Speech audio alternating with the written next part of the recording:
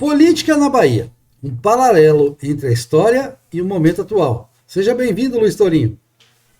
Obrigado, Aurélio, pelo convite, né? Segunda entrevista que nós fazemos agora, né? E acho que esse tema de política na Bahia é interessante porque a história se repete, né? Algo muito interessante é que existe um jeito baiano de política peculiar, né? Claro, temos leis ou coisas interessantes da história de uma forma geral, mas tem algo peculiar da Bahia, ainda mais você que é gaúcho, não é, Chomer? Não tem um ecumenismo político? Como é que funciona isso aí? Bom, quem você chega de um lugar para um outro lugar, você vê de fora, vê melhor às vezes, né? Aquela máxima do Maquiavel, é preciso estar a montanha para bem enxergar a planície, é preciso estar a planície para bem enxergar a montanha. Então, o que eu vejo na Bahia é muito ecumenismo hoje. Hoje, no momento atual, há um ecumenismo evidente na política. Né? Não só um ecumenismo no dia a dia, no cotidiano, nas relações entre os políticos. Eu convivo com muitos políticos, com pessoas que fazem política na Bahia, e tudo é uma grande confraternização. Ah, posições extremadas aqui e ali, mas que elas são da boca para fora, e a gente vê que realmente o pessoal confraterniza demais. Como entre os políticos mesmos, os que têm os detentores de mandato, há muito pouca diferenciação entre eles, né? Não tem linhas nítidas de diferença, seja nas políticas que se executam, seja nas propostas. É, eventualmente vai ter um ou outro que vai dizer alguma coisa diferente, até para se diferenciar, mas você tem uma coisa assim, um tanto faz. Né? E para o povo também esse tanto faz se reflete. É um povo mais dependente do Estado, nunca o povo foi tão dependente do Estado, do governo, o governo nunca foi tão forte. Quando eu digo governo, é as prefeituras, o Estado Estado com E maiúsculo. o Estado com E maiúsculo, o governo do Estado e as representações da União na Bahia, né, que também tem seus reflexos. A Bahia tem uma importância no cenário nacional, sempre vai ter lá seus cargos, seus ministérios, suas repartições. Na história você não vê isso, na história você vê muito mais divergências, né? Você já teve divergências sérias. Há pouco mais de 100 anos nós tivemos a Guerra do Sequeiro do Espinho, que foi uma guerra violentíssima, das mais violentas guerras civis da história do Brasil, né? Que opunha dois grupos, um grupo mais populista, representado por JJ Seabra, nós vamos falar dele, né, você vai falar nesse momento, e aquele grupo que reagia, uma reação conservadora, né, ao seabrismo que teve no poder por 12 anos na Bahia, né, que depois você vai falar dessa restauração. Esse foi um dos momentos. Tivemos vários momentos, inclusive até dos grupos que estão hoje em posição ecumênica já foram bastante antagonistas na Bahia, já antagonizaram com força e com propostas divergentes para o Estado. Pronto. Eu acho o seguinte, eu acho que é bom diferenciar dois períodos desse dito ecumenismo baiano. Né? Primeiro seria até a década de 50, que no fundo existia uma guerra política de fato, né? Disputa, visões diferentes, só que eram pessoas que tinham uma formação semelhante, né? No sentido de estudar na mesma faculdade. Por exemplo, a Faculdade de Direito da UFBA, né, que ficou mais de 40 anos como Faculdade Livre de Direito, né, que era privada, foi fundada em 1891. E antes disso, boa parte dos políticos, na época do Império, né, o início da República Velha, estudaram em Direito ou em Recife e em São Paulo. Né, e tinham duas de medicina, a de Salvador e a do Rio. Então, basicamente, essas quatro faculdades formavam os políticos. Então, todos tinham uma relação pessoal, familiar relativamente próxima. Tem uma coisa muito interessante é que mesmo, na Bahia todo mundo se conhece, na Bahia todo mundo é primo, na Bahia antiga, né? Pelo menos o povo que tinha um nível social maior. Então, se existe algum ecumenismo, aproximação, por exemplo, quando Seabra perdeu o poder, depois de alguns anos, ficou relativamente amigo com quem era oposição a ele. Mas era por causa disso, porque eles tinham amizades, eram ex-colegas de faculdade. Né? Então, as ideias eram diferentes, mas existia uma questão, uma relação pessoal, familiar próxima. E já a partir da década de 50, que tem até um autor, um professor da UFBA, que até é de esquerda, mas Tem uma universidade para Pau Grande, que é o Paulo Fábio Dantas Neto, estou aqui com o livro dele aqui, que é uma dissertação de tese de doutorado que ele publicou, chama Tradição, Autocracia e Carisma, que ele fala isso, que a estatização, essa dependência da Bahia em relação ao governo federal, começa na década de 50, porque existe o chamado enigma baiano. O que é que houve? Com o fim de Vargas, né, era Vargas e tal, com a redemocratização. Os baianos, como o Otávio Mangabeira, para mim é um dos maiores políticos baianos, representa a política baiana do século XX, percebe que a Bahia, né, sendo um estado porte grande, seja populacional, geográfico, a parte histórica e riquezas naturais, não tinha se desenvolvido, principalmente economicamente, em relação aos outros estados, como São Paulo, Rio Grande do Sul, assim por diante. E que tinha esse enigma, poxa, por que a Bahia estagnou? Sendo que até tempos antes era líder econômica, política e cultural. E o nome se deu nesse período, de 1950, mais ou menos, de enigma baiano. Então, Otávio Mangabeira, ele propõe uma modernização liberal, ou seja, a própria elite política, econômica local da Bahia, com essa ideologia liberal, né, não seria algo estatista, modernizaria a Bahia. Então, manteria essa autonomia política baiana, mas, ao mesmo tempo, teria que haver algumas modernizações, né, industrialização, infraestrutura, assim por diante, parte bancária. Só que há uma interferência externa de Vargas, que Vargas ele volta eleito na década de 50, não é? Vargas sempre acabando com a Bahia. O que é que ele faz? Ele começa a cooptar alguns políticos locais, né?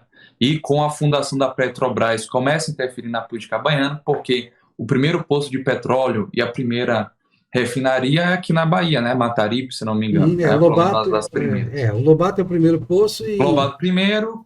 Não sei se Mataripe chegou a ser a primeira refinaria, mas foi a primeira da Bahia. Sim, a primeira da Bahia então, é de 1950. Refinaria. Isso. Então começa a haver uma interferência do governo federal por meio das estatais. E o grande marco, digamos assim, da derrota dessa Bahia antiga autonomista, que usava esse termo na década de 30 contra Vargas, interferência de Vargas e tal, é a eleição de 1954, quando Antônio Balbino, apoiado por até Juracy Magalhães, que na época ficou amigo de Vargas, depois brigaram de novo, com apoio do PSD, que era um partido de centro-esquerda, podemos dizer, contra... Era o PMDB da época, né? O PSD. Era de tudo, porque era confusão. Aí você vê, a política baiana, na década de 50 para cá, você tem que olhar pelas pessoas. Sim. Porque, às vezes, o partido UDN estava do lado da esquerda, às vezes, aqui. Era uma coisa muito estranha. Não se faz análise de história política baiana pelos partidos, sim pelas pessoas. Mas houve uma junção de Juracy, Antônio Balbino e Getúlio Vargas contra Pedro Calmon, que era, digamos assim, representando os conservadores, a Academia Brasileira de Letras, umas famílias mais antigas. Inclusive, ele foi secretário do primo distante Miguel Calmon, que foi ministro, e estava sendo apoiado por Simões Filho do À Tarde. Tá? E aí Pedro Calmon acaba perdendo. Então, a partir desse marco de 1954, que a propósito da modernização estatal, estatista, que a esquerda chama de modernização conservadora, contra a modernização liberal, a conceituação deles é muito fraca.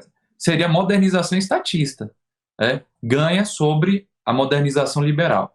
Ou seja, vamos desenvolver economicamente a Bahia via intervenção estatal, principalmente o governo federal e as estatais, de uma forma geral. Então, a partir disso, gera um ecumenismo e perde-se a autonomia da Bahia em relação ao governo federal. Isso é o grande problema. Então, foi a partir daquele período que você vê gente da UDN a favor de estatismo. Tanto que a UDN baiana, de Juracy Magalhães, divergia da UDN de Carlos Lacerda, lá do Rio. Para mim, foi talvez o último grande conservador brasileiro. E de partido, a UDN, com certeza, foi o último partido de fato conservador que eu considero. Então, você vê que esse dito ecumenismo baiano, a partir da década de 1950, é o quê? Tem em comum essa dependência do governo federal, onde não tem mais essa divergência política. Então, são pessoas que não têm, diferentemente do período anterior, relações com a mesma formação, de amizade e tal. Eles não são amigos, são cúmplices, não são parentes, mas a parte ideológica não estão nem aí para nada. Então, esse é o ecumenismo. Então, um ecumenismo antigo, acho até saudável, mas o da 1050 para cá é pilantragem. Então, muito mais questão quem é que vai ficar no poder? E existe muito esse problema. A Bahia se tornou um estado adesista. Isso explica, então, com essa premissa de que a Bahia se tornou um estado adesista e que depende do governo federal, porque em 2002, Lula eleito, e já em 2006, Jacques Wagner eleito no primeiro turno. Sendo que a semi-avô tinha, desde a década de 60, construído uma estrutura de poder que levou décadas e chegou a ser hegemônica na década de 90, principalmente, e perde-se tudo em 4 anos, 5 anos. Por quê? Porque a Bahia é adesista desde a década de 50. Então, bastou o governo federal mudar de lado, que os prefeitos, os deputados mudam. Só falta um empurrãozinho.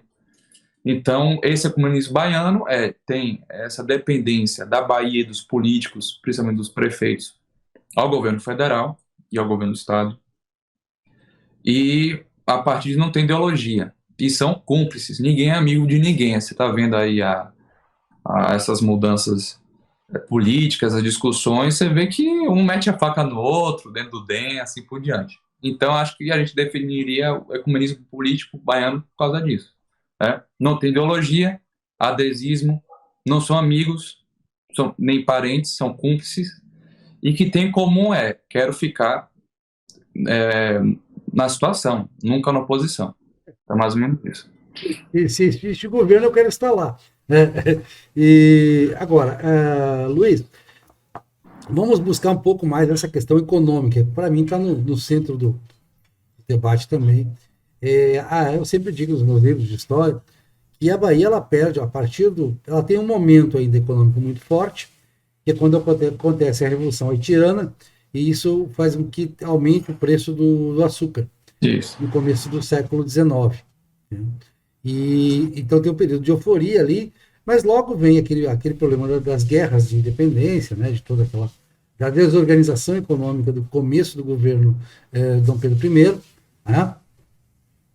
Tem moeda falsa, inflação, uma série de problemas ali, e aí começa uma decadência na Bahia da lavoura açucareira.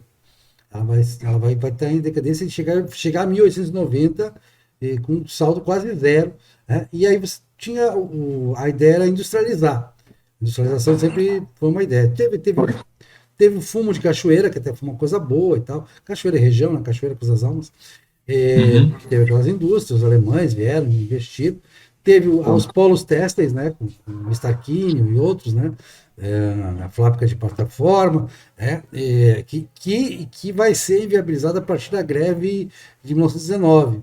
A greve de 1919 é um marco na história de Salvador, da Bahia,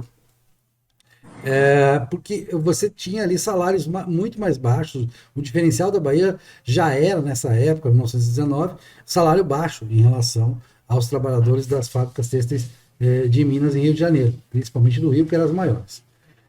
Mas a participação da indústria baiana na indústria nacional, já no final do século XIX, ela é desproporcional à população da Bahia, ou seja, ela é menor do que seria de se esperar pelo tamanho da população e principalmente pelo tamanho do estado. Então, nem se fala na sua área geográfica. Existe o cacau de Ilhéus, um grande desenvolvimento de Ilhéus, o Estado procura se apropriar disso, inclusive o imposto sobre exportação estadual que a gente tinha aqui sobre o cacau. Os paulistas não cobravam o imposto estadual sobre o café, que era a riqueza de São Paulo, isso no final do século XIX e início do século XX, começo da República. E a Bahia cobrava sobre o cacau, porque era o que tinha, né? Era o que tinha para manter o Estado funcionando. Salvador entra numa estagnação muito grande, tanto é que ela vai ter a mesma população em 1920 e 1940, enquanto os outros centros urbanos vão crescendo muito. Nesse período, a população de Salvador fica estagnada em torno de 200 mil habitantes. Dá para ter uma dimensão de quão pequena era a Bahia em termos assim urbanos, né? A população quase toda rural. E numa condição de subsistência, né? Uma condição de. Você não tinha mais aquela grande agroindústria que era. As pessoas falam do açúcar e tal, cana-de-açúcar. Em 1650, Salvador era uma das cidades mais ricas do mundo, porque o processo agroindustrial era avançadíssimo para a época, para o mundo. O produto tinha uma importância muito maior, né? E era praticamente um monopólio. Não era um monopólio, mas as melhores técnicas de produção eram dominadas pelo Império Português, e dentro do Império Português, a Bahia, até pela confusão que houve em Pernambuco com a invasão holandesa, a Bahia tomou a dianteira nessa produção, e isso trazia uma riqueza muito grande, era capital também, né? Tudo isso eram outros tempos, completamente outros tempos. Aí, o que acontece na década de 1950? Na década de 1950, você chega a 40, 50, você chega ao fundo do poço. 1940 é o fundo do poço. Eu acho que é o momento que a Bahia realmente está. Você só tinha dinheiro realmente no eixo Ilhéus e Itabuna. Só aquele. Década de 50? Década de 40. Né? 40. 40. Inclusive com depressão dos preços do cacau na crise pós-29. Né? Teve isso. Até o Getúlio, que tinha todos os problemas com a Bahia, ele nunca gostou da Bahia, ele achava que era uma terra de coronéis e tal, mas ele vai se encantar com Misael Tavares, porque achou que a história de Misael Tavares era a história do homem que se fez sozinho e tal, e vai criar o Instituto Cacau da Bahia, com o Inácio Tosta Filho. Vai ser um marco para a Bahia aquilo, né? Tem a sede aqui em Salvador. A sede de Salvador, que está lá até hoje, pegou fogo, agora estão arrumando lá. Né? Mas aí, pô, todo mundo queria uma indústria, queria o petróleo, queria indústria. Era a saída que se pensava. E aí vem a refinaria, vem o CIA em 1967, que também teve dinheiro no aporte federal. E a grande coisa que foi a luta de ACM, e a ACM ganha um protagonismo nessa luta, que é a Copene, o polo petroquímico, inaugurado em 1978 por Massari, que representa um aporte econômico violentíssimo. Agora, nesse meio tempo, você tem uma população que ela ficou bastante iletrada, a Bahia que tinha um protagonismo literário lá em 1700, nós tivemos no início do século XIX a primeira gráfica do Brasil a imprimir livros, nós tínhamos uma biblioteca fantástica, né? Nós tínhamos jornais, Salvador tinha um índice de letramento no século XIX bem melhor do que a média nacional, né?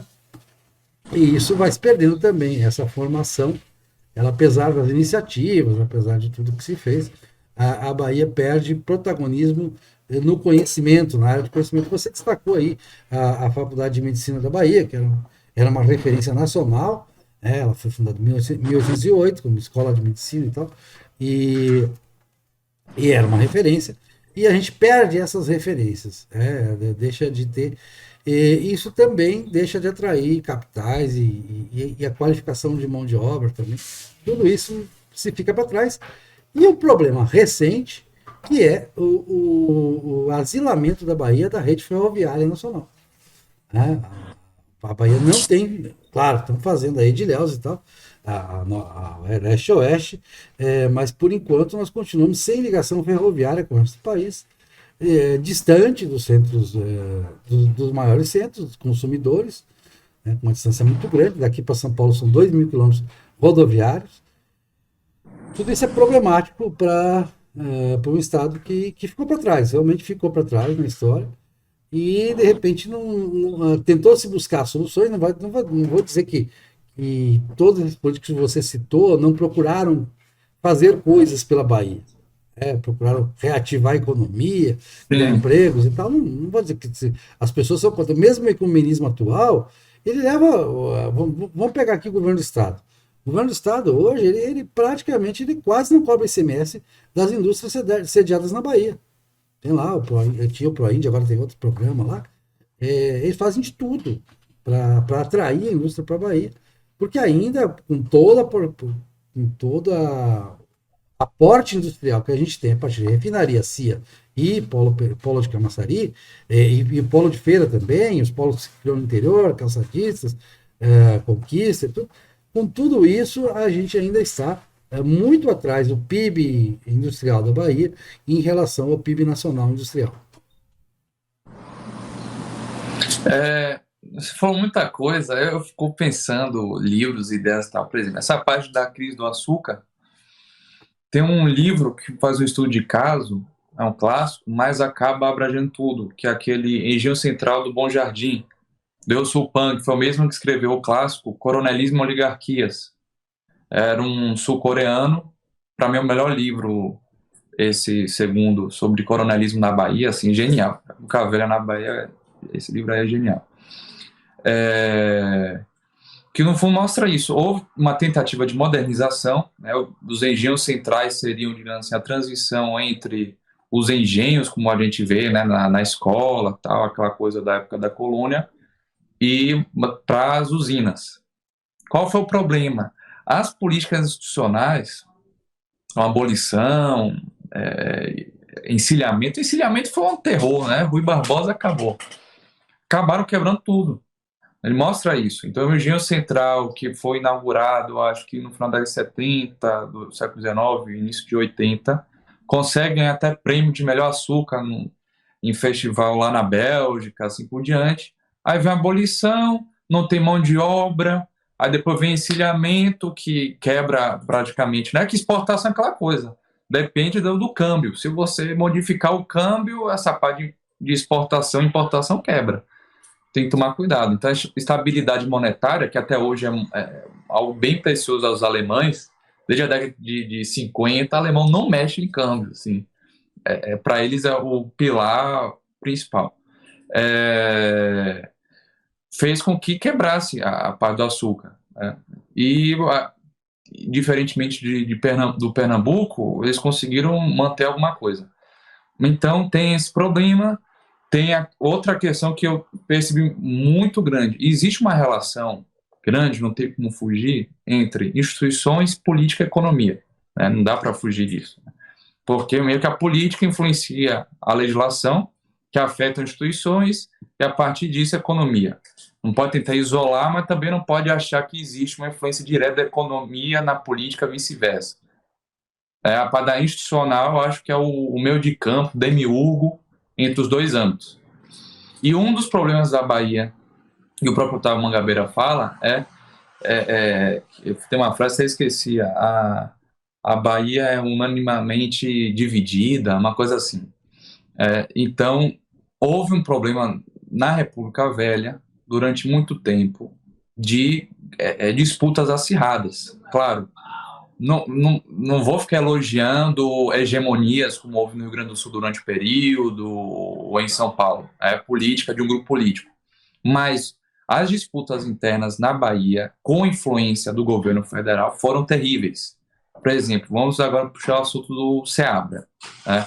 Qual o ponto? A Bahia inicia a República Velha, ou seja, o início da República, 1889, bem. Por quê? O primeiro-ministro da Fazenda é Rui Barbosa, baiano. O primeiro vice-presidente civil é Manuel Vitorino, baiano. Que foi o único vice-presidente baiano na República inteira.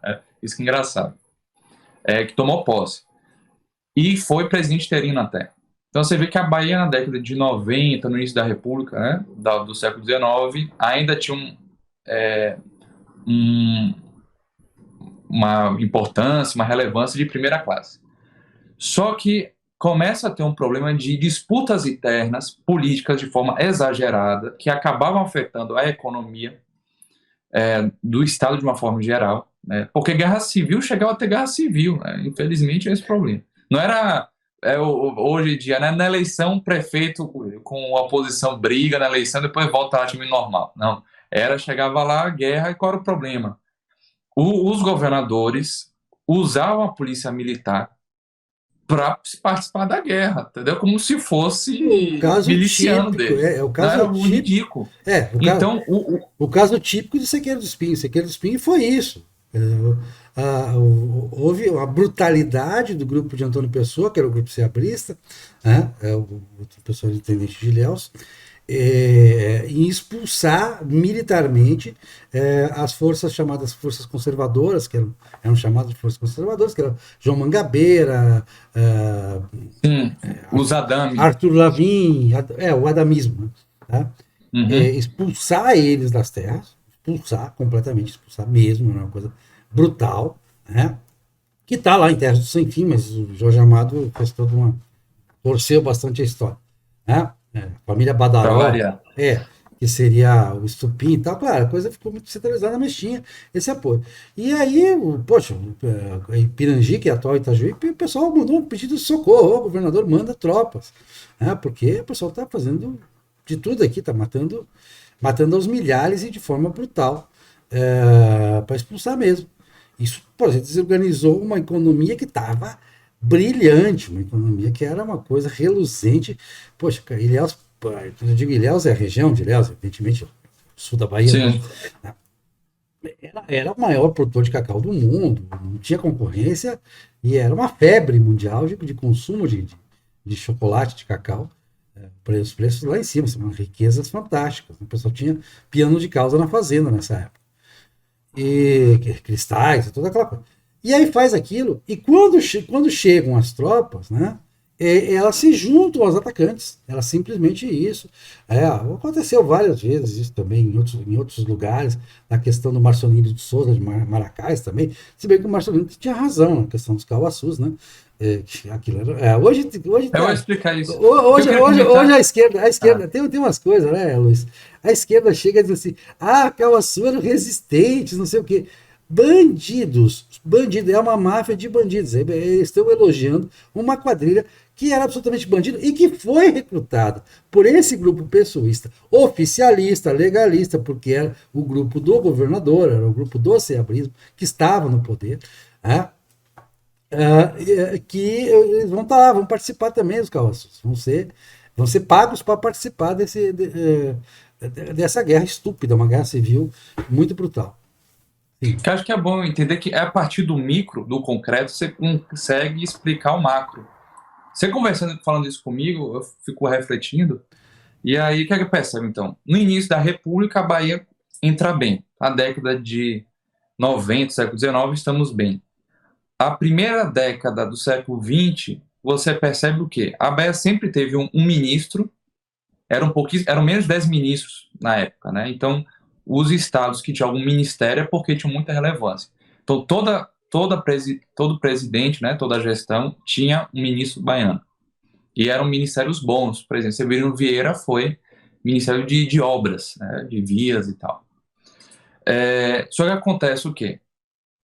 Existe uma divisão, um racha do Partido Republicano Baiano, porque chegou-se, digamos assim, a uma certa estabilidade, mas houve por conta de ego, isso que foi isso. Começa a briga interna de ego, você joga tudo a perder, que nem você mesmo critica, né? Fogo amigo na direita. Burrice. Então fica aí todo mundo se matando, aí todo mundo perde, ninguém ganha nada, porque o outro lado toma o poder. Então tem a chamada a cisão, tem até um livro clássico, né? De Lemos de Brito. Então ficou a cisão do PRB, 1907, 1908. E Seabra, que já estava desde anos atrás, anos antes, montando, puxou o saco do presidente, se tornou ministro e estava se preparando para tomar o governo da Bahia. Seabra era o quê? Era uma pessoa de classe média baixa, era uma pessoa assim inteligente, não chega a ser brilhante, mas muito esperto. Fez Então a, que tem um fez a livro. faculdade de Recife, né? A faculdade Ele de Recife, se tornou professor. deputado Ele até federal, pediu. ó, no início da República, no governo Floriano, ele já Isso, era isso, deputado isso. federal, foi exilado pelo Floriano. Isso. Não, ele era partido conservador e defendeu um momento a escravidão, depois foi contra. Você vê que ele era muito, ele tinha um feeling, como eu falo, né, para perceber qual lado que estava indo para frente. E ele começa a crescer, ele tinha essa ambição. Não, eu quero ser governador. Ele deve ter enfiado isso na cabeça, custe o que custar. E ele aproveita essa divisão, né, do Partido Republicano para que ele de cima para baixo, do governo federal para a Bahia, e enfiasse com ela abaixo o projeto de poder dele. Então, ele se lança candidato em 1911 e perde a eleição. O que é que ele faz? Quem tinha ganhado a eleição anos antes foi Hermes da Fonseca, sobrinho de Deodoro da Fonseca. Sangue ruim, isso que eu posso falar. Então, ele simplesmente chegava assim, é que mesmo? Campos Salles inaugurou a política dos governadores, ou seja, respeitando a autonomia dos estados, Hermes da Fonseca inaugurou a política salvacionista. Então, toda eleição, ele simplesmente, com o argumento de que estava limpando a política regional, ele simplesmente colocava, por meio da intervenção federal militar, o grupo político ligado a ele. Então, ele fez essa intervenção em Pernambuco antes, e em 1912, em janeiro de 12, ele faz um bombardeio de Salvador. Ele força assim, ou você assume isso aí, ou vou mandar bombardear. O governador da Bahia, do grupo conservador, achava que seria blefe, e falou, não vou fazer não. Né? Não teve problema nenhum, o parlamento... isso que era o problema, não tinha justiça eleitoral. Era o parlamento quem decidia que fazia a purificação. O legislativo que fazia. O Senado estadual. Nesse sentido era ruim. Nesse sentido, essa parte de apuração eleitoral era uma fraude. Não, era o Senado estadual, né? Que determina... Senado estadual para eleição estadual, e quando tinha algum problema em nível federal, era o Congresso Nacional. Não, e municipal também. Os municípios, se tivesse disputa, ia para o Senado estadual também.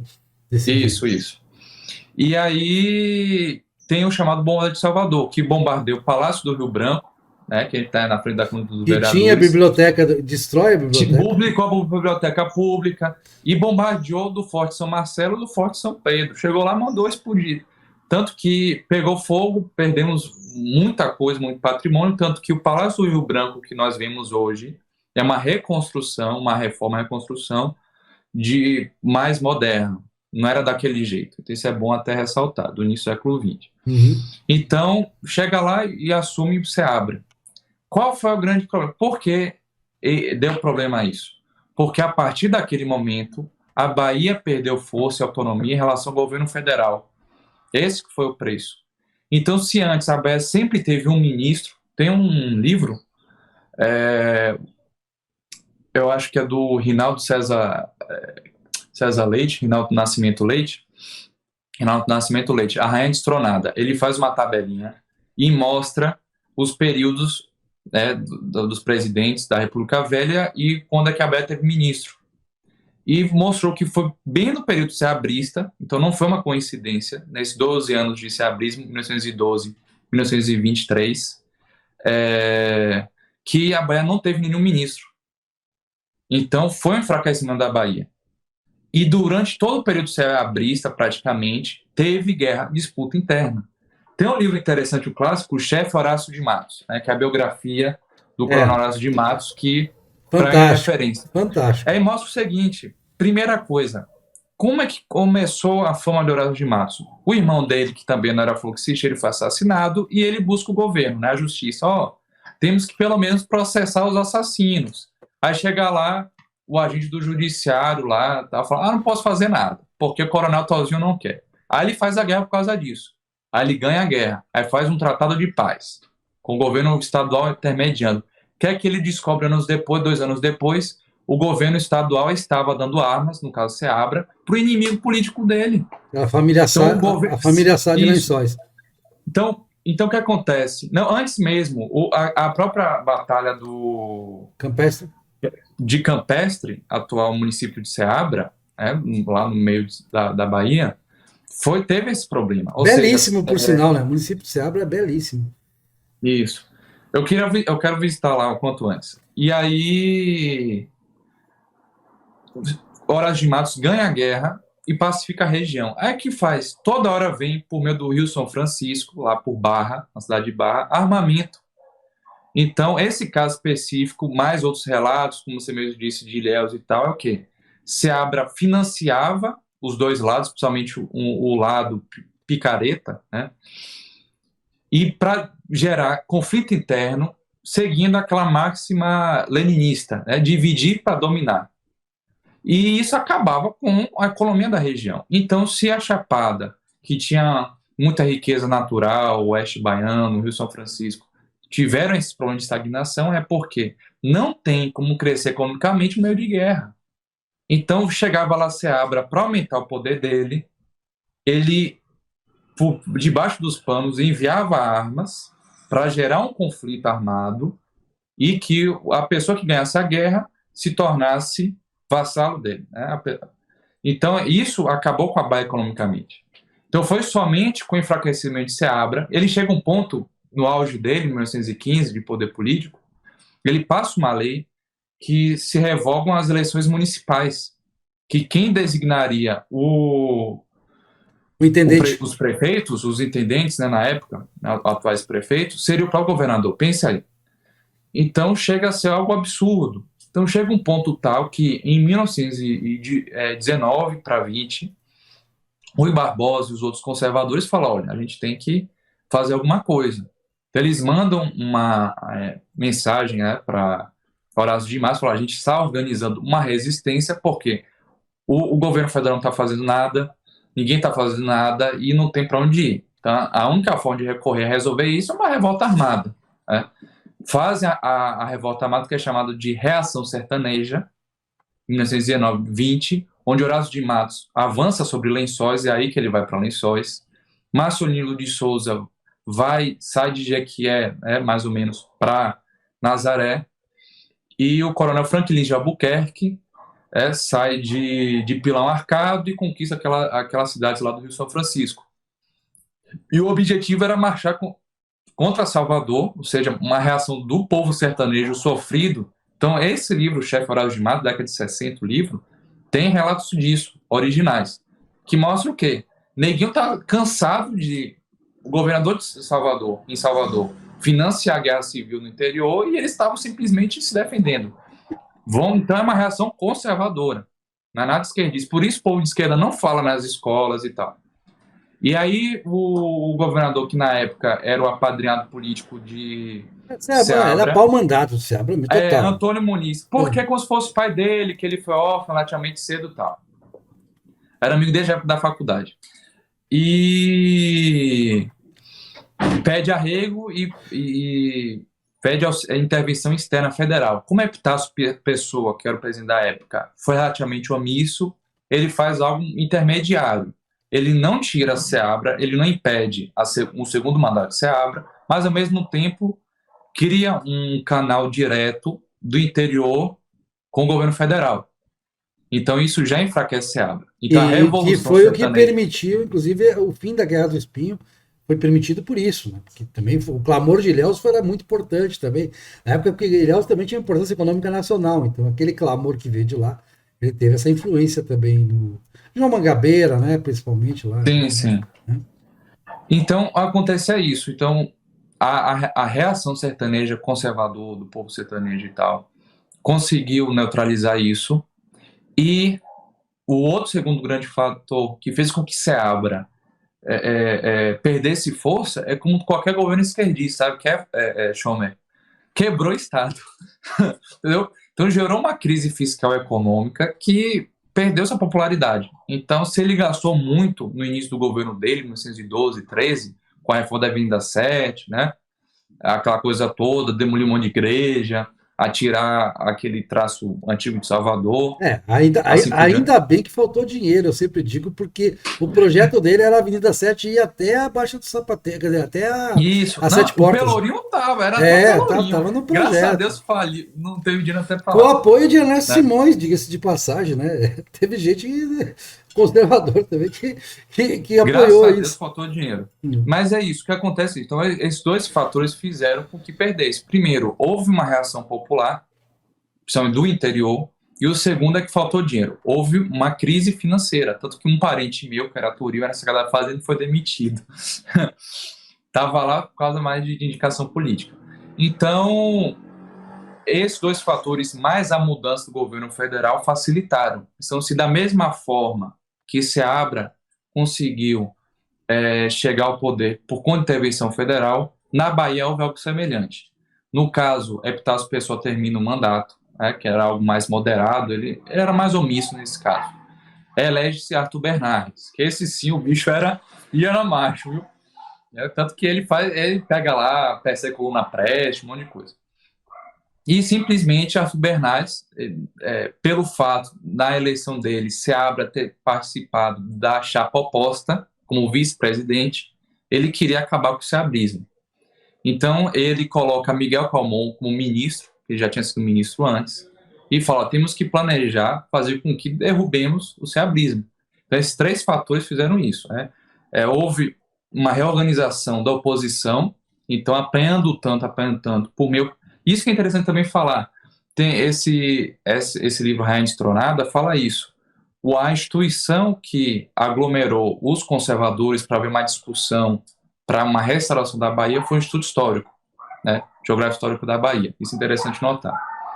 Então, a união da oposição, liderada por Rui Barbosa, e depois pelos Calmons principalmente, e os Mangabeira, mas o auxílio federal, né? No caso, Arthur Bernardes, que era um presidente conservador e não era omisso, ele queria acabar com o seabrismo, mas a crise que houve no seabrismo, por conta da crise financeira e também pela revolução que teve anos antes, fez com que, em 1923 para 24, houvesse a eleição de Góes Calmon. Então, houve uma restauração conservadora a partir disso.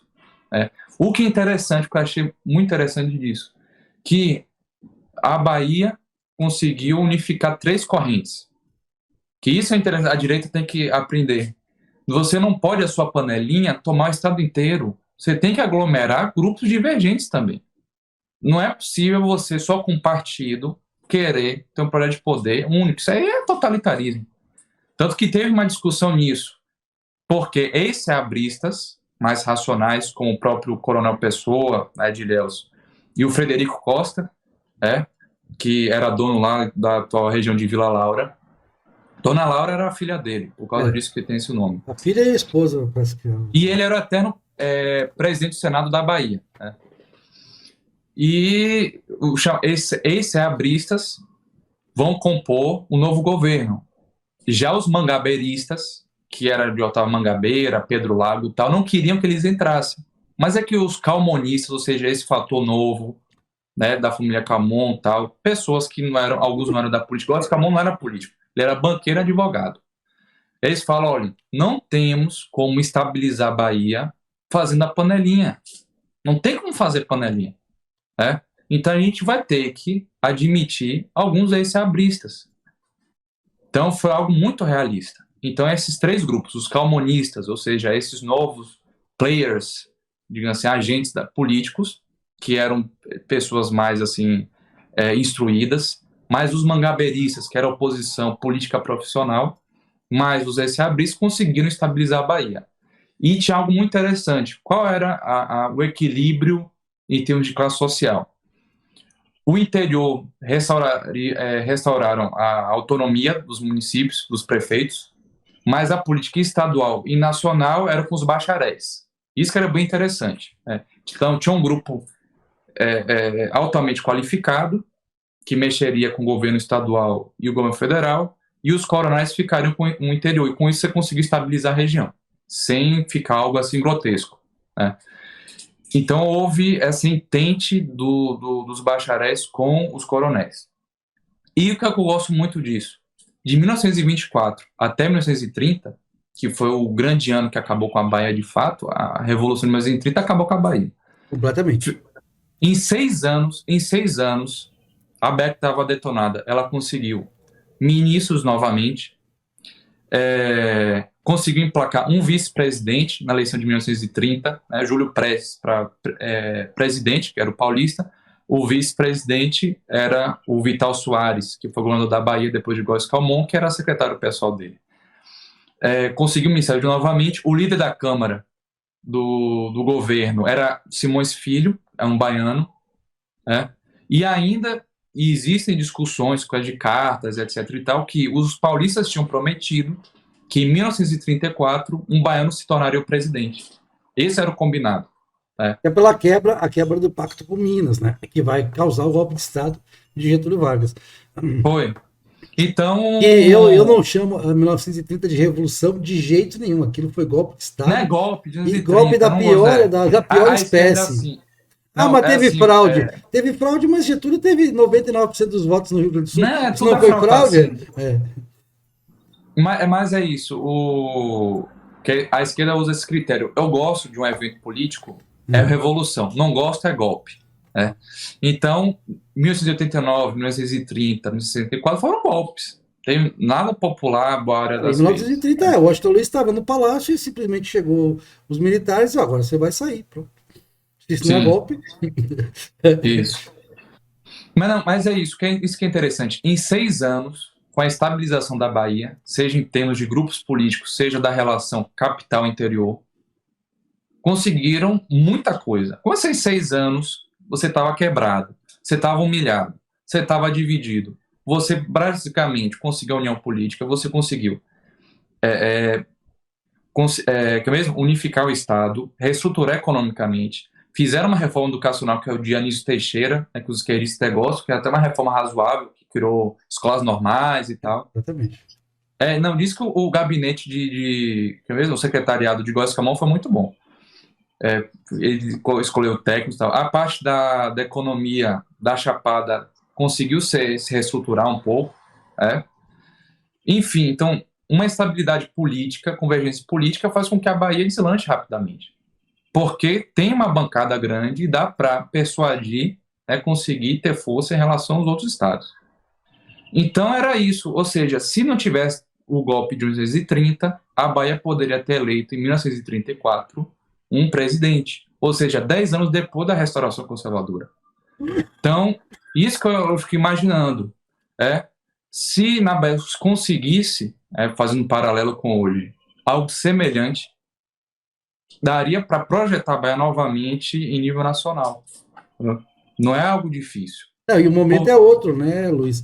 Eu queria dizer uma coisa importante sobre essa época, e claro, o que se conquistou, e não foi pouco, e aí também só lembrar de Horácio de Matos, porque um dos motivos para Getúlio ser completamente inimigo da Bahia é que o Horácio de Matos que acabou com a coluna Prestes, né, que era aquele Foi, 1926. quem acabou com a coluna Prestes foi Horácio de Matos. É, botou para correr, perseguiu eles até entrar na Bolívia. Foi. Bom, aí o que acontece? Nessa época você tem um problema que é um problema nacional, mas que é um problema agudo na Bahia, do problema da infraestrutura, da logística. Sim. A gente tem problema, porque você pode produzir qualquer coisa em qualquer lugar. O oeste da Bahia está para provar isso aí, porque é aquela terra ácida e tal, né, que não tinha solução. O máximo que você conseguia era botar uma pastagem ali para gado. Né? Antônio Balbino vinha de lá, inclusive, é da família da sertaneja, né? Sim. Que só tinha isso no oeste. Eu morei em Barreira Seca, conheço bem a região.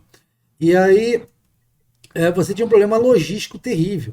Né? Que você teve uma interiorização e não tinha como é que você ia carregar alguma coisa de Caetité até os centros consumidores que se deslocaram para São Paulo, Rio de Janeiro.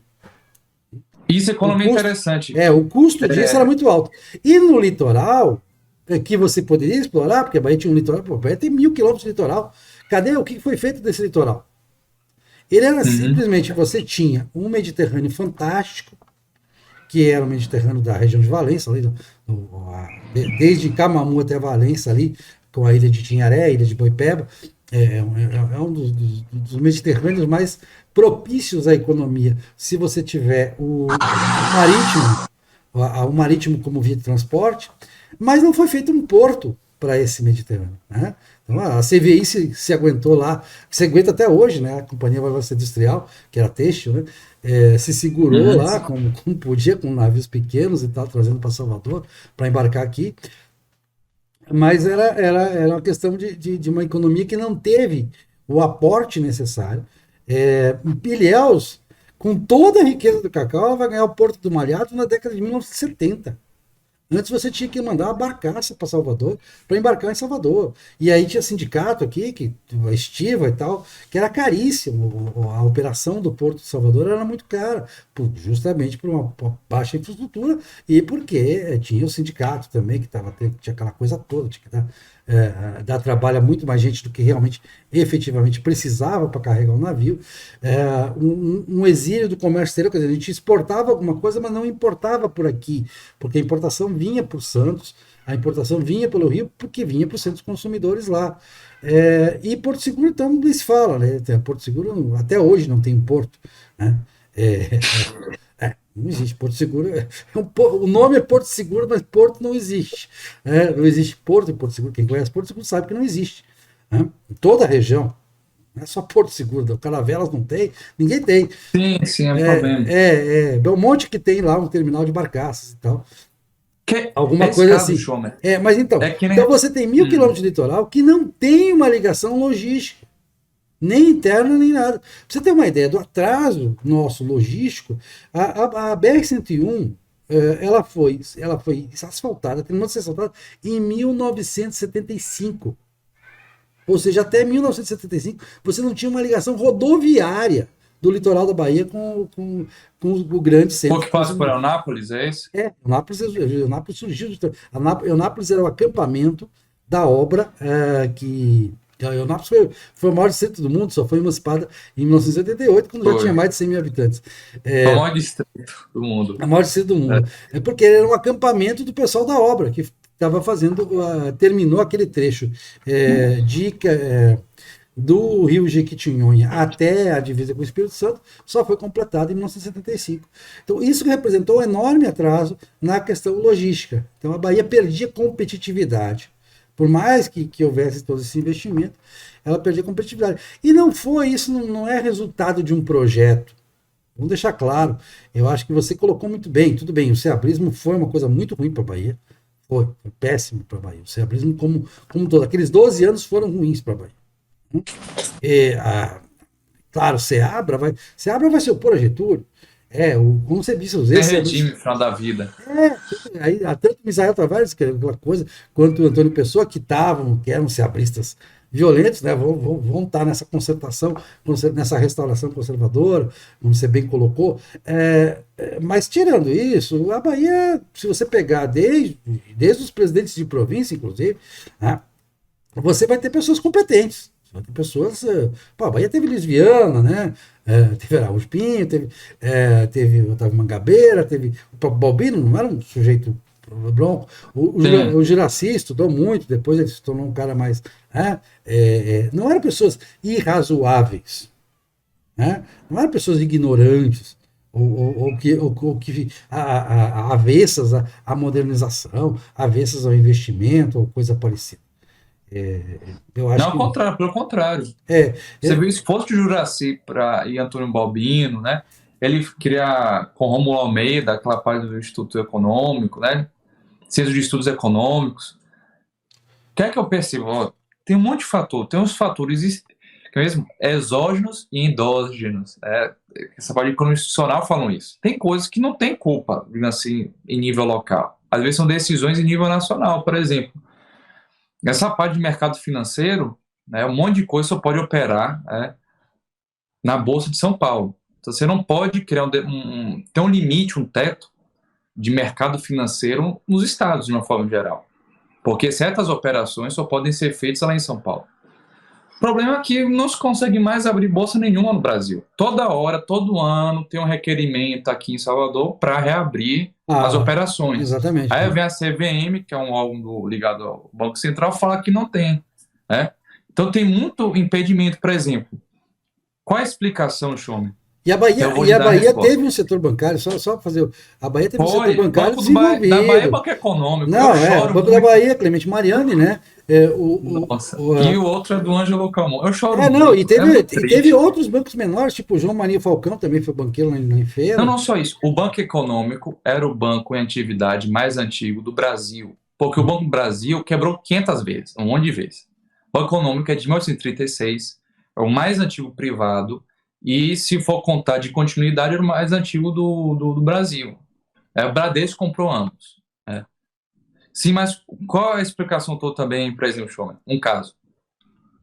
Por que a faculdade de Direito, que hoje é da UFBA, mas na época a faculdade de Direito, foi fundada em 1891? Por que essa data exatamente?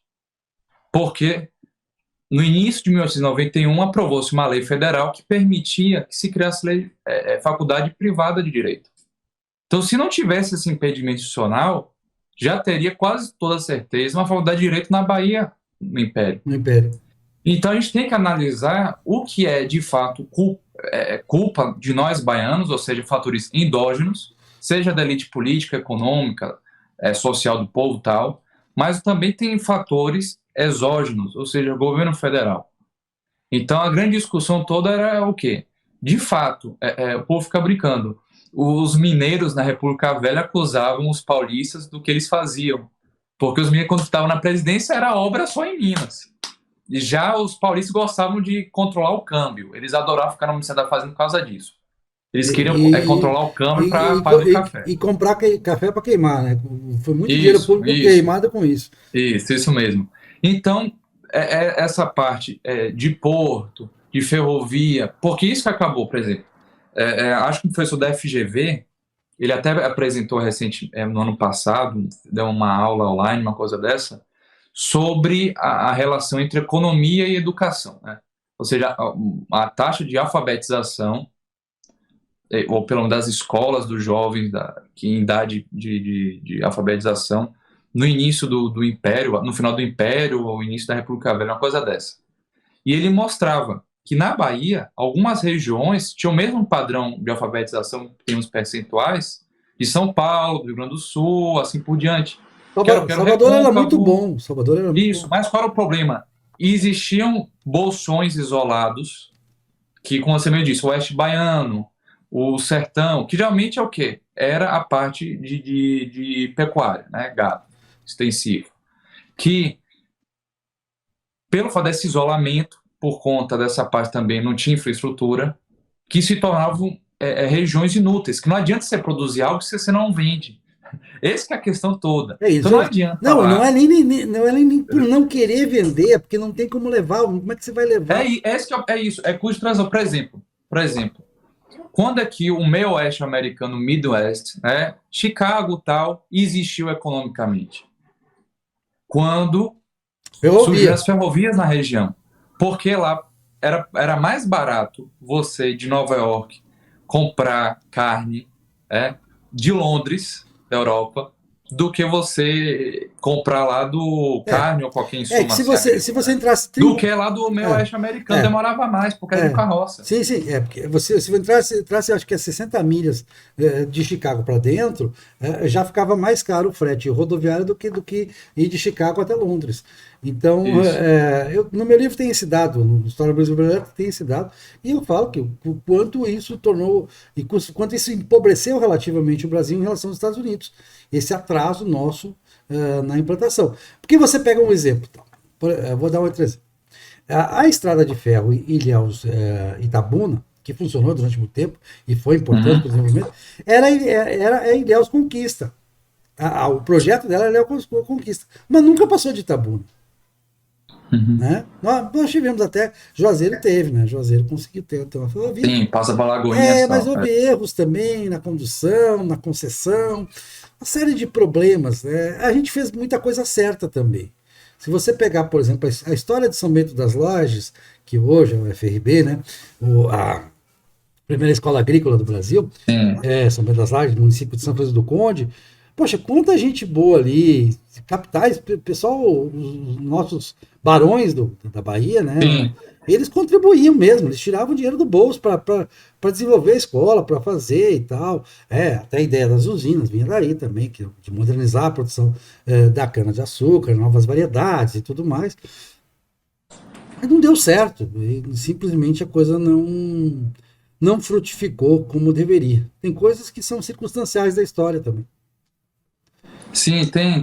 Ruptura institucional, a própria questão de geracional, né? A geração daqueles barões e tal, que eram agrícolas, os filhos eram bacharéis. Tem um livro até muito interessante, O Patriarca e o Bacharel, né? Que é da década de 40, 50 o livro. Mostra o início dessa tara bacharelesca. E isso como influencia ideologicamente também. Porque o que aconteceu, né? Os patriarcas, no caso os senhores rurais, que eram empreendedores, de certa forma, matriculavam seus filhos para fazerem direito, né, principalmente. Só que quando o filho entrava na faculdade de Direito, seja de São Paulo, de Recife, se contaminava com as ideologias externas, progressistas, podemos dizer, positivismo, aquele liberalismo mais à esquerda, republicanismo, assim por diante. E aí o filho tinha dois problemas. Primeiro, ele já não queria trabalhar no agronegócio, podemos dizer. Ele queria ser servidor público. E o outro problema era que ele se tornava um progressista esquerdista, houve uma corrupção, né? É que nem o livro Pais e Filhos, Ivan Turguniev, ele mostra a ruptura ideológica, geracional na Rússia, no século XIX. Genial. A geração de 1960. Então, no fundo, é isso. Então, foi essa geração que foi contaminada logicamente e que deu problema economicamente também, que proclamou a República, defendeu o republicanismo, igual republicano, etc. e tal. Então, tem essa parte educacional também, ou seja, a mentalidade. Então, o jovem hoje, esse é o problema do serviço público, ele tem que existir. O problema é que o menino talvez tenha uma vocação para ser um grande empreendedor. Aí chega lá o sonho, não, eu quero ter estabilidade.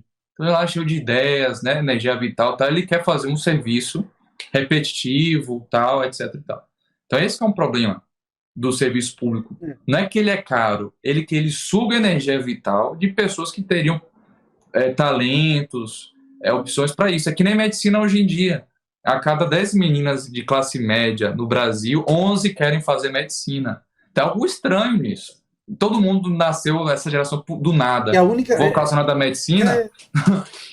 A única faculdade que te emprega depois da faculdade. O resto não está empregando. Porque a engenharia faliu, né? Com essas crises.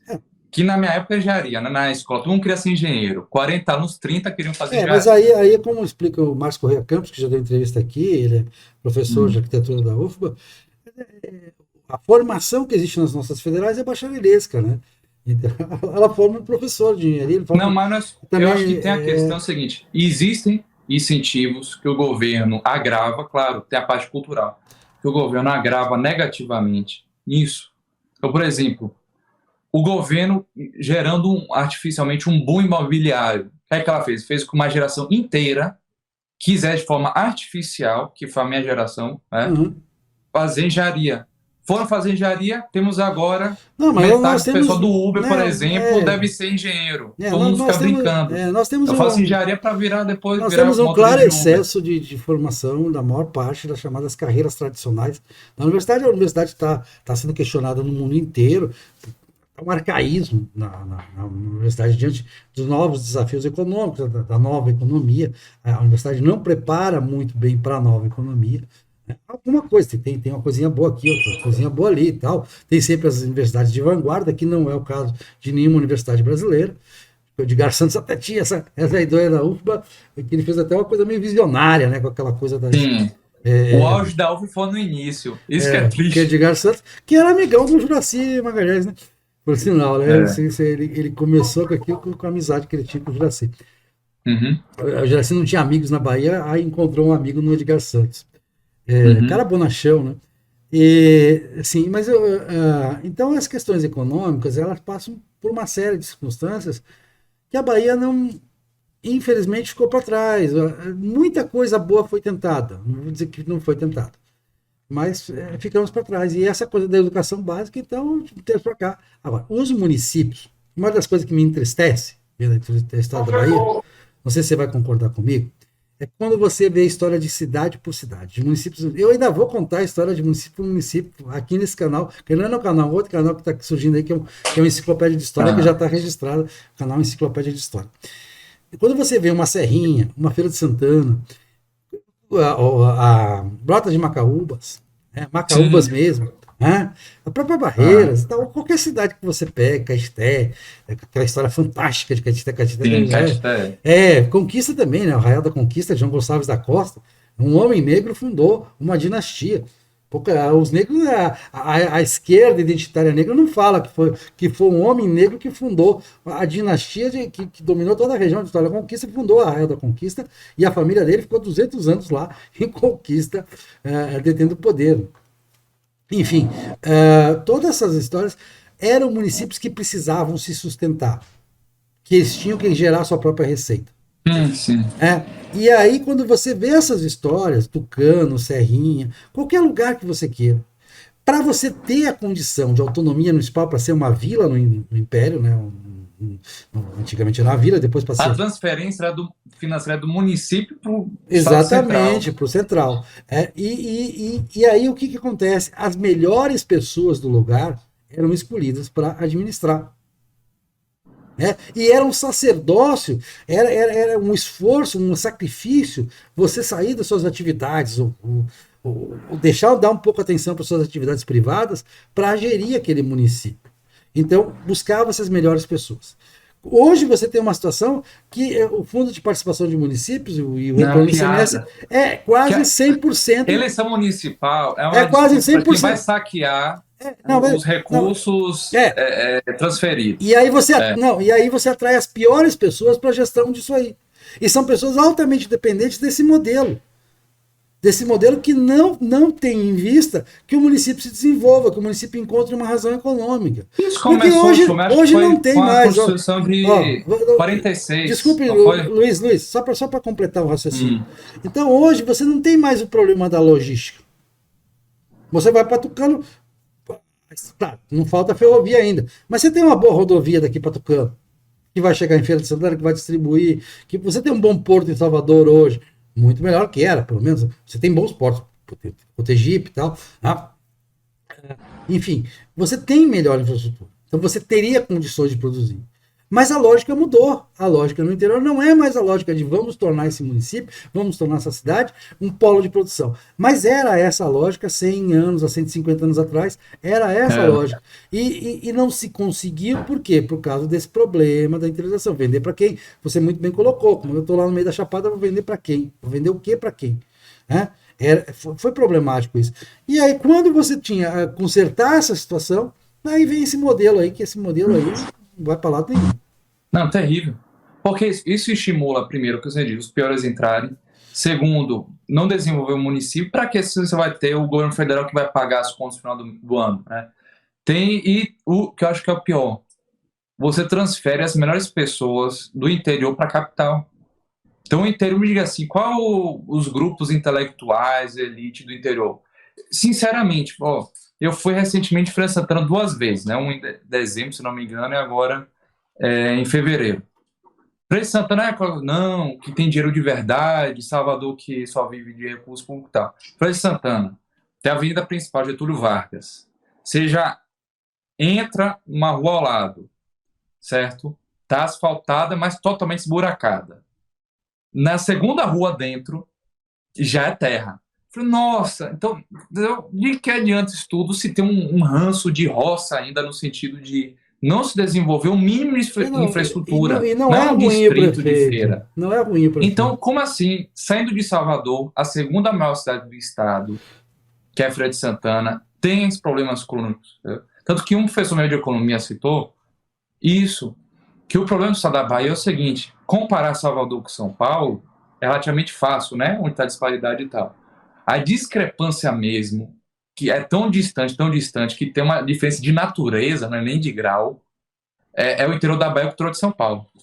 Né? Não tem, assim, eu disse assim, se a desproporção do interior da Bahia em relação ao interior de São Paulo fosse a mesma de Salvador para São Paulo, já estaria muito melhor. Isso aqui estaria acontecendo quase um Goiás. Salvador é uma cidade. Minas Gerais, alguma coisa assim. Salvador o interior é horrível. Salvador, inclusive, em termos de infraestrutura, que a gente está falando de infraestrutura, em termos de infraestrutura, é uma das melhores capitais do Brasil hoje. Infraestrutura urbana, quer dizer, vias e metrô e todas essas coisas. Salvador não está mal, não está ruim. Né? E é uma cidade que também tem condições. Até o índice de alfabetização em Salvador é muito alto. O índice de pessoas formadas em Salvador é muito alto. Para Salvador é vocação econômica. É isso que eu percebi muito. Não, Salvador não tem vocação econômica. Não, Salvador tem. Não, Salvador tem. Não, assim, hoje em dia não é exercido. Por quê? Tenha certeza, Chomer, se a capital do estado da Bahia mudasse de Salvador para qualquer outra cidade, simplesmente isso aqui faliria tudo. Ponto. Porque a máquina pública estadual, principalmente, sustenta. Né? Porque a parte portuária não é suficiente, como o Santos, por exemplo, é. A parte turística não é suficiente, só está em decréscimo, por conta da insegurança. Não tem indústria, como todo mundo fala. O setor de serviço não é desenvolvido o suficiente. Então, isso aqui, sem serviço se aqui não fosse capital do estado da Bahia, Salvador ia falir. A realidade é essa. Tem uma visão tão negativa sobre Salvador. Não, show. Eu analisei, triste. Salvador é muito vive triste. em grande parte também, você tem que levar isso em consideração, do polo de Camaçari. Não, é em Camaçari, não é Salvador. Não, mas o dinheiro é gasto aqui. Entendeu? O dinheiro é gasto aqui. É isso. Salvador não vive disso. Esse que é o ponto. Não, o dinheiro é gasto aqui. Não é gasto em Camaçari. Entendeu? Você conhece Camaçari? Sim. O povo mora no máximo no litoral, não na sede. Não, mas na cidade ninguém gasta dinheiro lá. Na sede ninguém mora na sede. Ele pega o ônibus ou pega o carro e vem gastar aqui. Pronto. Então é mais ou menos isso, Chomer. Acho que eu agradeço o convite, né? Acho que a questão do horário... Vamos só para concluir, eu queria fazer uma analogia, faltou uma analogia com o momento atual da política da Bahia, que muita gente vai falar, então eu gostaria de te perguntar um pouco, ter a sua visão. Eu vejo esse ecumenismo, né? E eu vejo essa disputa para 2022, ela está posta em termos ecumênicos, seja qualquer uma das 3 grandes correntes que existem hoje. Hoje você tem, vamos dar nome aos bois, as correntes, né? Em torno, e vamos tirar os partidos, porque eu não vejo, eu conheço pessoalmente. Exemplo as pessoas. Eu conheço pessoalmente cada um dos 3, tá?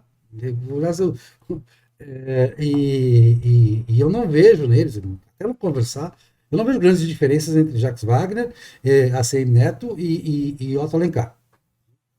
Não consigo enxergar grande diferença. A visão deles de Estado não é muito diferente.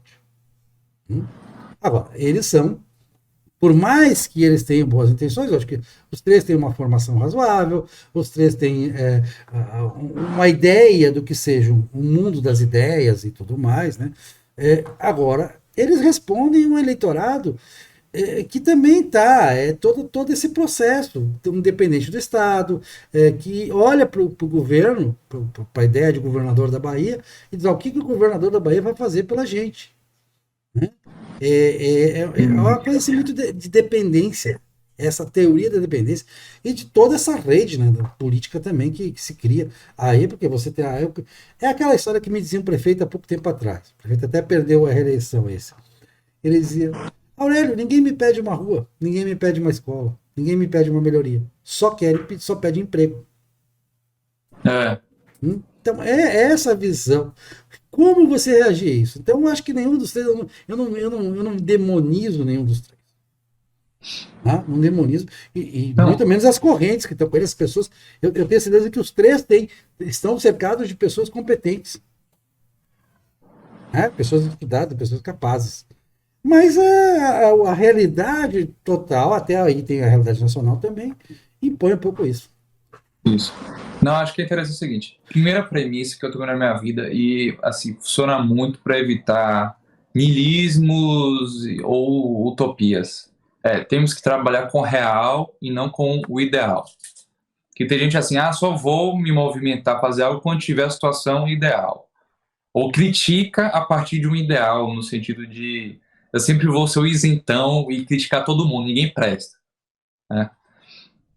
E qual é o ponto? Eu acho que a visão católica, né? Eu sou católico, qual é a igreja fala? Olha, a partir do real, você tem que ver qual das opções que existem é menos hostil ou que daria mais espaço à ação da igreja, ou a visão católica. Porque, qual é o ponto? Você mesmo disse, em termos ideológicos ou visões de mundo, cosmovisão, não são tão diferentes. Como pessoas, né? Como pessoas. Nos 3. Claro que Wagner vai agregar um grupo político que não, que é hostil, né? O que eu acho que tem de diferente deles é a questão do temperamento, personalidade. Nós sabemos muito bem que o desses 3 tem uma personalidade tirânica, né? Horrível, que não quer ter aliados, nem vassalos. Deve ser um rei assim que é só servos, não quer nem nobre. É só servo. E isso acaba prejudicando. Política não é assim. Por isso, hoje, se comparar 1924 com a restauração conservadora, percebeu-se que não pode tratar todo mundo como se fosse servo. Né?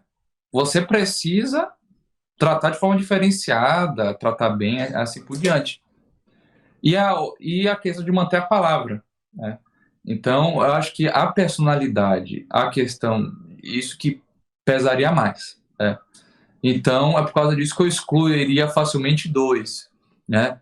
também com quem você anda. Se você está no PT, bicho, é difícil. Né? Exatamente, esse é o problema.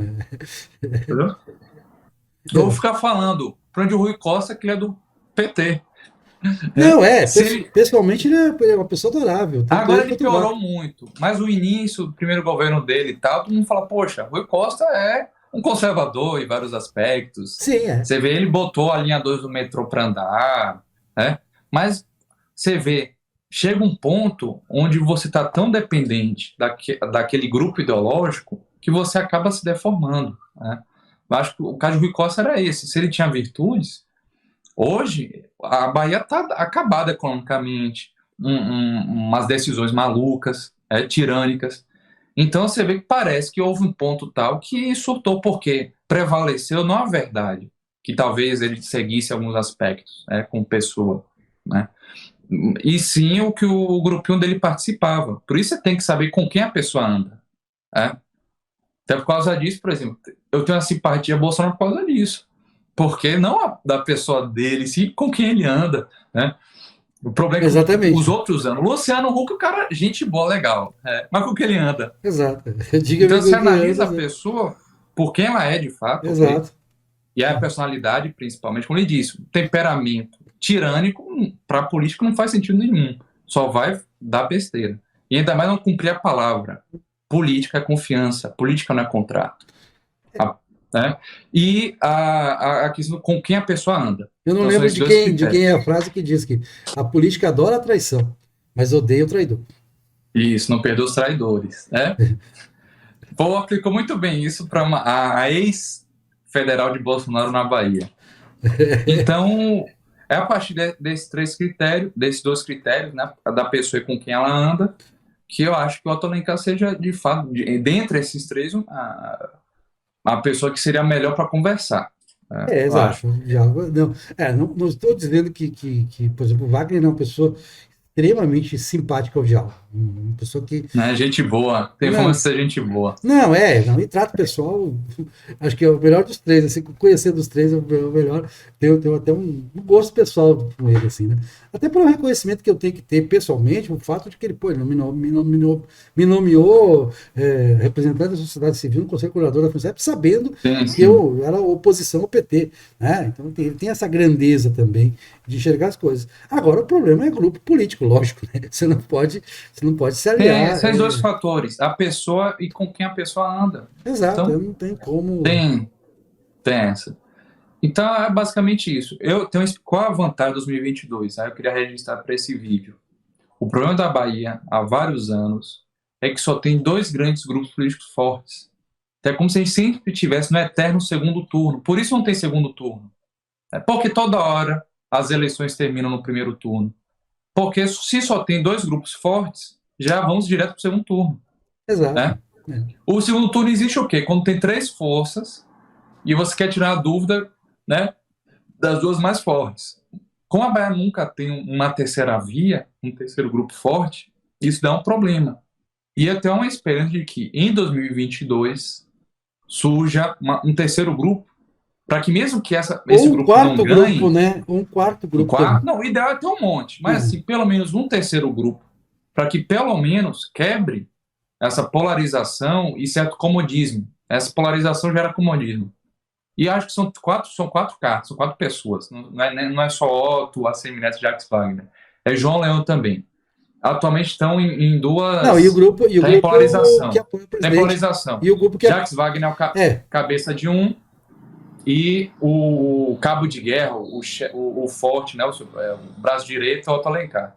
E a Assemineto é o chefe de outro, que quer que o cabo de guerra dele, usando o termo coronelismo, né? Cabo de guerra era o chefe militar e eu tal. já enxergo o Otto e a Coronel como um grupo distinto hoje. Não, perdão, é o João Leão, perdão, do PP. Exatamente. Então, no fundo, são esses quatro. E tu, que esse método precisa para ele ter alguma chance é Não, pegar um desses dois e fazer. o quarto é o grupo que apoia o presidente Bolsonaro. Isso. Que tem que surgir ainda. A informação, né? a informação ainda, né? E com pessoas leais, evidentemente não se pode repetir a experiência de 2018, porque realmente aquilo ali Não, foi uma coisa. Não, acho que já estamos vacinados. Eu estava conversando com um amigo meu esses dias. O povo já está vacinado. Essa coisa de ter uma pessoa só e fazer o que quiser e ninguém reclamar não vai existir A mais. pessoa sem biografia que veio do nada e tal, né, que surgiu a novidade, a chamada nova política. A gente tem que perder essas Não, não, de ilusões. forma sincera, Né? Chome. Só pelo fato da pessoa acumular cargos, colocar o cônjuge no mesmo diretório, a pessoa presidente e o marido secretário-geral do partido, e ninguém deu um pio para isso, e isso não vai acontecer mais. E eu não vou Exatamente. defender. Não, lógico, tem que dizer. Agora, você falou uma coisa importante, só para a gente concluir com isso, Tá? que você tem uma militância católica, né? Eu também. Acho que a Uhum. gente. E a gente fala. Eu tenho muito carinho pelo interior, já morei no interior, já morei em vários interiores, já morei em Palmas do Preto, Barreiras, Itamaraju, lugares diferentes do estado. E Valença. é, a, a força católica no interior é muito forte. Salvador também. É. Salvador, a gente. Perdeu muito. Não, perdeu muito, mas ainda a gente lota a igreja em Salvador, ali em Cabula lota a igreja. Sim, A gente piedade e tal. a gente tem piedade, e a piedade você encontra às vezes em dia de semana, ali a igreja está É lotada. terça-feira o dia que eu loto. Exatamente, né? O Cabula no fim de semana então é uma loucura. Ali no resgate, né, na verdade. Isso. Bom, o que acontece? Você tem uma força católica no estado e que é a tradição da Bahia. A Bahia é uma tradição católica, né? E é uma tradição católica fortíssima e belíssima, belíssima tradição, né? E nossos costumes, nossos valores. Porque eu sempre digo, o maior patrimônio não é o patrimônio da Bahia, por isso eu me sinto tão baiano, me sinto tão bem, né, nessa terra aqui, são os valores de um povo. Né? O maior patrimônio de um povo são os seus valores. E nós temos que resgatar esses valores. E os melhores valores da Bahia são os valores católicos. Então, Uhum. do ponto de vista social, da doutrina social da igreja, né, quanto do ponto de vista de outros valores, né, que são fundamentais. Queria encerrar com isso e deixar a palavra aí para as suas considerações finais, mas tratando também desses nossos Pronto. valores. Se eu cruzar a bola, boa, viu, Schomer? Valeu. Que no fundo é isso. Falando tanto de conservadorismo no fundo tem que ver quais são as raízes que formaram uma região, seu país, ou sua família, né? Isso é interessante, não é só uma cultura no sentido macro, sua família também. A da Bahia. A questão a Bahia começou como, né? No caso Porto Seguro, com a missa, o Brasil de uma forma geral, né? Salvador foi a fundação da catedral também, né? Da igreja, com a vinda dos jesuítas. Uhum. Manuel da E Nóbrega. os próprios nomes é o quê? Bahia de Todos os Santos. Nome que é Salvador? É São Salvador. É o nome do Jesus Cristo, de Deus e tal. Então, os pontos centrais das cidades, geralmente são as igrejas. Então, os próprios nomes, Coração de Maria, Feira de Santana. Santana é mãe de Nossa Senhora, tal. Então, a própria formação do Brasil Então, Ilhéus as pessoas esquecem, mas é São São, Jorge dos Ilhéus. São Jorge de Ilhéus. Toda cidade tem um padroeiro, né? Uhum. Então, esse que é o ponto. De forma objetiva, não é nem questão assim, estou sendo apologético, eu também estou sendo, mas assim, se você for seguir à risca o critério conservador de voltar às raízes, no Brasil especificamente, voltar ao catolicismo. Então, não existe conservadorismo na Bahia sem catolicismo. É você querer iniciar outra coisa. E o grande ponto dos católicos, não só na Bahia, mas principalmente na Bahia, acho que é pior do que nos outros estados, mas o Brasil de uma forma geral, é o que Cardeal Leme, né, um dos primeiros cardeais no Brasil, foi um grande cardeal, arcebispo lá do Rio de Janeiro, década de 10, 20, 30, se não me engano, mais 20 com certeza. Ele falava isso, nós somos uma maioria desorganizada. Então o grande ponto as pessoas existem, os católicos existem na Bahia. A questão é que as pessoas não, primeiro, reconhecem uma identidade católica para outros fins, seja na política, na cultura. acabam assumindo aquela premissa errônea de que política e religião não se misturam, tá? Aquela coisinha tal, sabe a historinha. E se organizar nesse sentido, o movimento católico. Houve isso no Brasil na década de 20, 30, assim por diante, na década de 60 também, mas perdeu-se essa identidade. Então, é isso que eu falo. Antes de ser conservador, antes de ser monarquista, antes de ser de direita, eu sou católico. A grande identidade, o grande rótulo que é real, não é algo postiço que muda ao longo da história, que o conceito de direita muda de acordo com a história e com a geografia. É o catolicismo. Você é católico, independentemente da era, do século e da região geográfica. Então, o fator de unidade do movimento conservador autêntico na Bahia e no Brasil, mas principalmente na Bahia, é o catolicismo. E a partir desse ponto de unidade, que não vai ser a etnia, não vai ser a geração, não vai ser a classe social, não vai ser o sexo, assim por diante, vai ser a religião que vai conseguir evitar esses anacronismos, é o catolicismo. Então, a única forma de ter um movimento conservador, ou de direita, ou político autêntico, algo no sentido de voltar às raízes do que a Bahia foi, ainda tem resquício de ser e deve voltar a ser, para voltar a ser líder na parte política, econômica e cultural, é o catolicismo. Então é isso que eu estou fazendo desde janeiro de 2020. Buscar os católicos na Bahia que queiram, a partir da doutrina social da igreja, que são os princípios católicos na esfera temporal, social, política, cultural e tal, conseguir reerguer a Bahia. Que não tem como reerguer a partir do nada. Tem que reerguer a partir de uma tradição. Qual é a nossa tradição? A católica.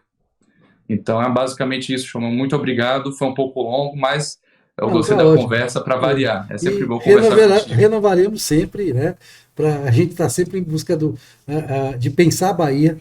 Acho que pensar a Bahia é fundamental, e continuar só pensar e transformar isso em ações. Eu acho que isso, a praxis, Exato. Teoria e ação. Beleza. Maravilha. Pronto. Grande abraço. Valeu. Boa noite para você aí. Tchau, tchau, pessoal.